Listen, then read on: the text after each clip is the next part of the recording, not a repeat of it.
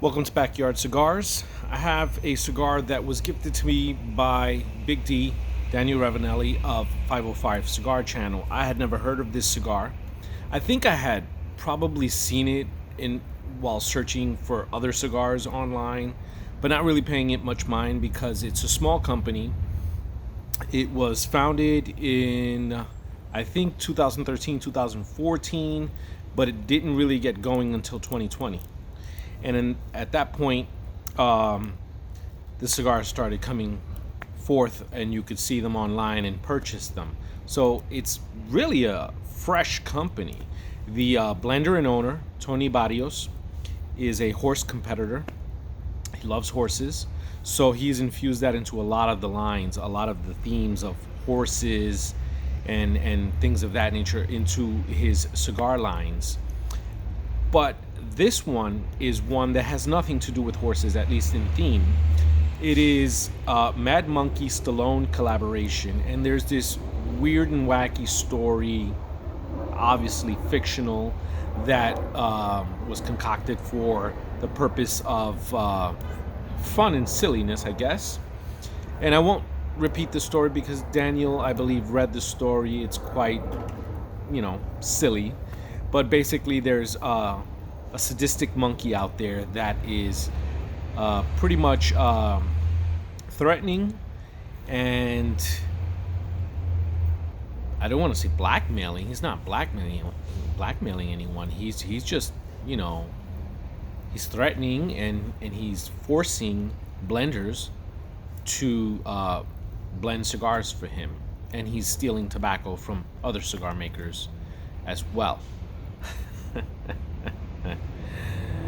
I say just get a gun and shoot the monkey. You don't got to work with him. But anyway, Mad Monkey Stallone collaboration is a Nicaraguan puro 6x46, aka the Skinny Toro. And very much like a lot of people, when I saw it, I said, "Oh, is this Sylvester Stallone into cigars now?" I mean, I know he smokes cigars, but is this his company? No, it's not. It's not his company. Stallone is not anything to do with Sylvester Stallone. So we got that out the way. The cigar, it's Maduro. I happen to like the Skinny Toro Vitola. I don't mind it. I really don't.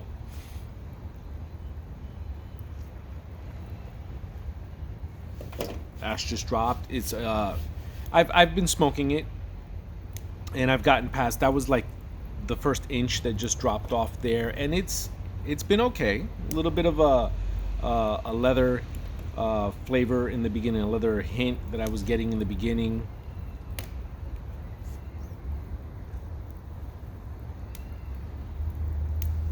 Some cocoa sweetness, and I gotta tell you this because I have to.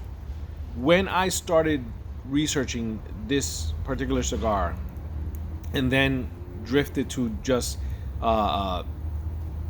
doing some research on Tony Barrios and his company, I didn't come up with much other than what I told you. There's not much else about Tony Barrios. There's not much else about the cigars in general. This was a Privada cigar release, that much I can tell you. And right now it's been okay. It's been a decent cigar, nothing crazy going on. But I gotta tell you that I did read some descriptions of this cigar's flavors. Why? I didn't mean to. I was really looking up specs on the cigar, and I ran across it, and I saw like this huge paragraph on all of the flavors that you were gonna experience from this cigar. And I said to myself, I normally ignore this, I don't give a shit about that, but I gotta really look at this a little closer because some of this seems a little bit outlandish. Some of this seems to go into that Ezra Zion territory, and so I started reading, and at one point, I forget who it was that wrote this written review online, but it was an online retailer, so I guess an employee from that particular website wrote this really long review on the cigar's flavors. And at one point, I saw a description of Laffy Taffy and artificial cherry. And look, again, I'm not gonna be that guy to tell a person, or even a reviewer for that matter, that they're not tasting that, because our palates are all different and we can just, you know, experience different flavors from a cigar as we smoke it. And there are so many different things that can, change the way we experience those cigar flavors. I get that part, but sometimes it borders on ridiculous, guys. It really does. It's it's creative license. I get it. You really want to drive home the point about how complex and how many transitions you're going to experience. Perhaps, you know, in this case at least, you can't place any of the blame on Tony Barrios and Stallone Cigars, because it wasn't his website that wrote that review. It was an online retailer trying to sell you the cigar.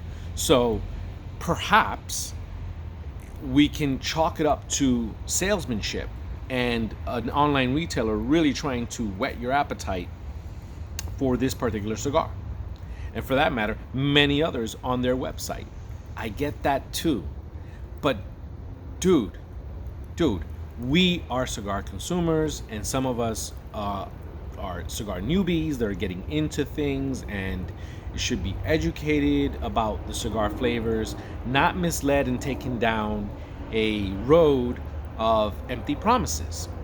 I think that we should just be more realistic. And this just not only just goes for the cigar companies and cigar reviewers or cigar smokers. This goes for the online retailers that are trying to sell these cigars.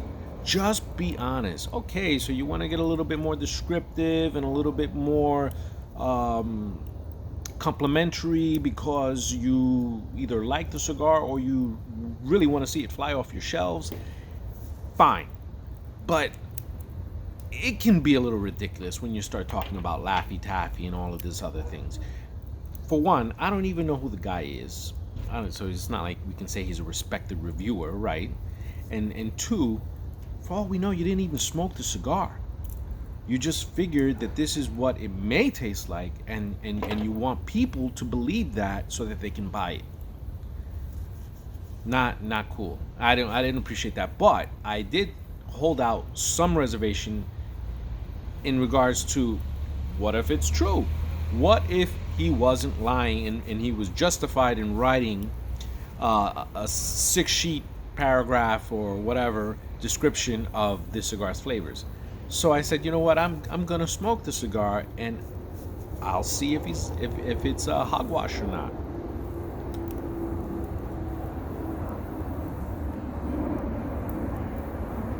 I did get a slight hint of that, what he called artificial cherry, right? But I didn't consider it artificial cherry. It was like a berry cherry kind of note, and it was quick. It faded fast. It wasn't really anything there. But I'm gonna smoke a little bit more, and I'll tell you if I get some Laffy Taffy. Okay, quick update with the cigar. Really good aroma. Good amount of pepper and bit of leather and cocoa mingling, and it's been okay. It's been a good cigar.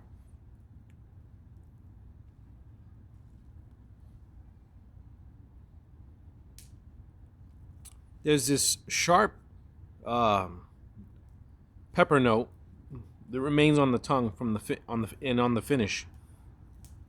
And if you do a retrohale, it's gonna just blow through your nostrils really.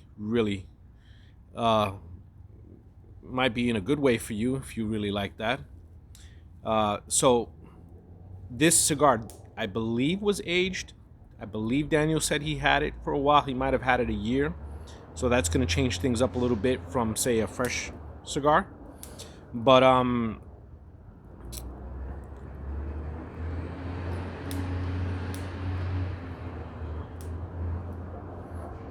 Yeah, it's a decent cigar. It's very pepper forward at this point, but by the time you get to that second, third, the pepper has been ramped up. You're gonna get less of that cocoa.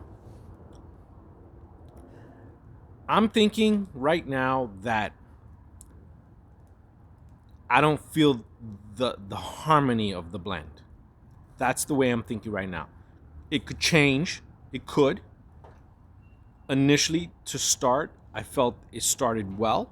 It started with some leather, which I didn't mind because it was accompanied by a good dose of cocoa and some sweetness. And then the pepper that you got in the finish was enjoyable. But then by the time you got to the second, third, I felt like that pepper started to take over a lot more. And I'm not knocking the cigar or saying that it's not good because there's too much pepper. It's the balance of things, right? It's how you balance things out. And that's what I look for. Not a pepperhead, but I enjoy pepper.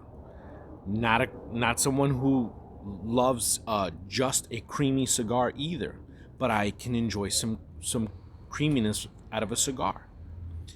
And sometimes we're in the mood for different things at different times. I get that too. Today, my mindset was, a nice medium to full bodied cigar. Don't care if it has some cream in it. Don't care if it has cocoa. Don't care if it has some leather. And don't care if it has good doses of pepper. But I want it well balanced. And I'm not feeling the balance right now, friends. I'm not feeling it. So let me take my last moments with the cigar. Because after all, it's a 6x46 and it's burning like one. And I'll be right back. Not a bad cigar. But not in my wheelhouse in terms of how I like cigars to be balanced. It really got it was really strange because towards where I'm at right now, I just started to get like this, and this is no exaggeration here.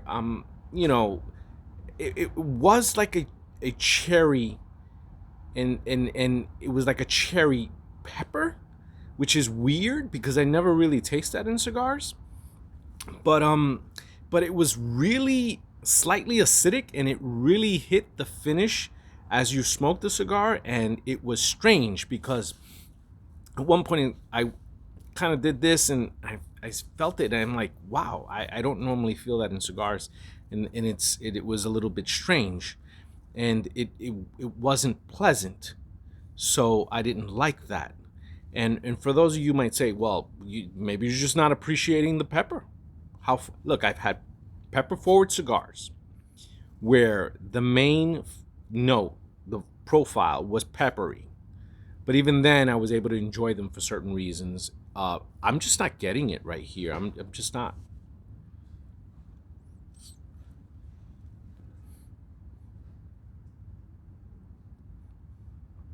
And again, it's not the worst cigar. It's not. But I just think this is not a harmonious blend. This is just my opinion. I'm not a master blender. I said this many times. I'm also not an authority on everything that you're going to taste in a cigar. It's so subjective that no one can really be a full-blown authority on it. If you're the cigar maker, you can take some authority in knowing how you blended it and how the cigar was crafted and what you expected. You can do that. But if you're not the cigar maker and you're someone like myself or like you that's watching this video and you're thinking about picking up a cigar, let's say you pick this one up and you find it, someone gives it to you, like in my case, you don't know what to expect. I mean, you taste what you taste, and you either like it or you don't. And in this case, I'm not liking it as much. I'm just not.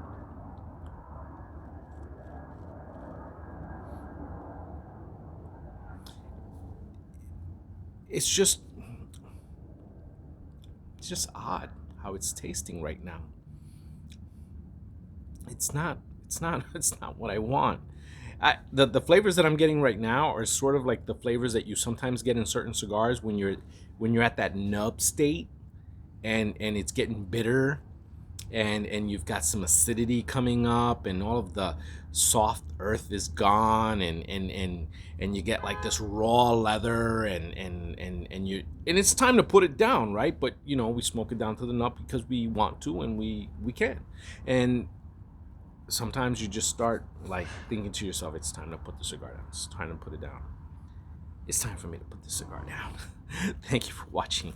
Till next time, ladies and gentlemen, backyard cigars.